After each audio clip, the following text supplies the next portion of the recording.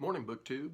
Bill Ruttenberg here with the Ruttenberg Library, coming at you here on a Sunday morning. Wanted to do a book review for you, and wanted to do a book review on John Grisham's Calico Joe. So yesterday went to my daughter's speech contest up in Des Moines, and got to watch a lot of kids do a lot of really good work with their performances. And while I was up there, it's a 2-hour ride up and a 2-hour ride back, and then there's a lot of downtime. And so while I was doing, waiting for performances, one of the things I like to do is read. I always have a good book with me, and so I started one yesterday, and believe it or not, I had it finished by the time or before I got home.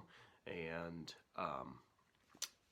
like I said, I love to read in between the performances, and so typically what I do is I find a smaller book so that I can maybe either get it done that day or finish it up the next day. And I didn't know how long this one would take me, but I ended up finishing it before I got home, and it's a good book. I wanted to share a little bit with you about Calico Joe. So as I said, John Grisham's Calico Joe. This is a thin book. There's the covers, and this is a 2012 book from Doubleday, printed in New York. It was 198 pages. So for me, this is a nice afternoon read. Some of you, it might be an hour or two read. I'm a little bit slower reader, so it takes me a little bit longer, but that's okay. But this is a very fast-paced book.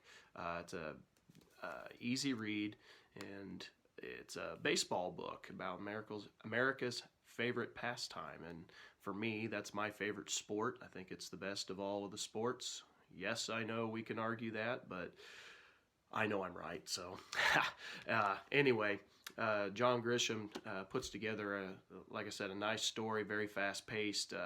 Takes place in the year 2003 with the character, and his name is Paul Tracy, and he is an adult, and he's looking back at his childhood, and he finds out that his father is dying of pancreatic cancer. His father was Warren Tracy. He was a pitcher in the major leagues, kind of a journeyman, was never really a great pitcher, just good enough to stay in the big leagues. He was known for his really bad attitude. He liked to brush back hitters or knock them down when he needed to, and so the other part of the story talks about Joe Castle. They call him Calico Joe because he's from, I think it's Calico Rock, Arkansas, and so he gets the nickname of Calico Joe. And he gets called up to the big leagues because of some injuries in the year 1973, and he just goes on a rip. And anybody that's played baseball as a kid, you have those dreams in your head of how great an athlete you could be, and the superstar status. And in a very, very short period of time, Calico Joe just goes on a rip, and he's basically going through every boy's dream as a baseball player, everything that you would want to do. And hit after hit, he breaks several rookie records, most hits in a row, most games, hitting streak, most games in a row. He hits a ton of home. He's got some power, he's got speed, he's got everything you'd want in a player, and all the kids love him in 1973. He's playing for the Chicago Cubs. Now, Paul Tracy's dad, Warren Tracy, is also, like I said, a major league pitcher, and he's pitching for the he's pitching for the Mets, excuse me. And of course, his dad's got some major issues. He's a heavy drinker, and he's abusive, and so we go through that story with our main character, Paul Tracy, who's, this is written from Paul Tracy's point of view. And he's bouncing back and forth.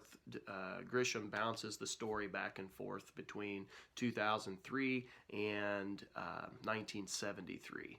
And it's not hard to follow. It's pretty obvious which time period you're in, so don't worry about that being an issue. But he takes the story back and forth, and it's basically the anguish that Paul Tracy goes through. You know, he wants to idolize his dad, but his dad's a jerk. That's about the politest way I could put it. And like any kid, he falls in love with the superstar athlete, the young superstar athlete who's got a lot of charisma and is just very, very good at his trade. And the dad, Warren Tracy, finds out about him liking Calico Joe, and of course with the Cubs and the Mets both being in the National League, you know, you can kind of tell what ends up happening. They end up playing each other, and we get the worst thing that could happen. You know, Paul Tracy's at the ball game. He's watching his dad. He knows his dad very well, and Calico Joe hits a home run off his dad in the first inning, and you know exactly what's about ready to happen. And he throws high and tight, a headshot at Calico Joe, and sure enough, he doesn't just fall, he gets hit. You know, it wasn't just a brushback, it wasn't a knockdown pitch, it hit him. And Calico Joe's career is forever ended at he didn't even get a whole year in the league in. And of course, Warren Tracy starts getting death threats, and he becomes the most hated man in the United States. And Paul Tracy, the son, is just terribly, terribly upset about this. You can understand how a young kid would feel, but you feel real bad for the kid. And he does everything in his power. He goes to the hospital. He writes him a letter. He does all this kind of stuff. And so, in the end, or throughout the story, in the year 2003, Paul Tracy is a middle-aged man, and he's trying to make things right, as his dad, Warren Tracy, is dying of pancreatic cancer. And so the whole story is this journey of these two main characters, Calico Joe and then his dad, Warren Tracy, and Paul's trying to bring the two together at the end before Warren Tracy can die, and he wants him to, admit to his errors. He's lived a terrible life, and he just wants him to do what's right. And so anyway, this is, like I said, a very fast-paced book. I thoroughly enjoyed it. Of course, I love John Grisham. He's one of my favorite authors. I've got almost every book by him. He's written over 40 books, and this very quick read is, I don't know if it's one of his better books, because I like all of his books, but I think it's a good read, and I would highly recommend this book to anybody wanting a real quick afternoon read about America's favorite pastime. And so out of 5 stars, for me, I would probably give it about a 4.5.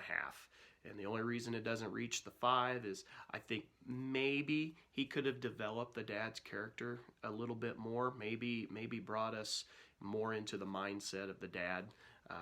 He does a good job of painting him as a big jerk, but he doesn't tell a whole lot about what actually got the dad down that path.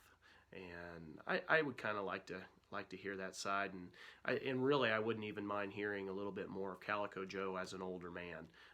He tells a little bit about his disabilities, but he doesn't tell much from Calico Joe's point of view. But that's okay. I mean, it definitely does not take away from the story. I don't want you to think that. Yeah, I would highly recommend this book if you're looking for a real quick read. So that's Ruttenberg's reviews. I hope you enjoyed listening to this. I hope this maybe gives you an idea for an afternoon read. Well, until next time, have a good day. Bye.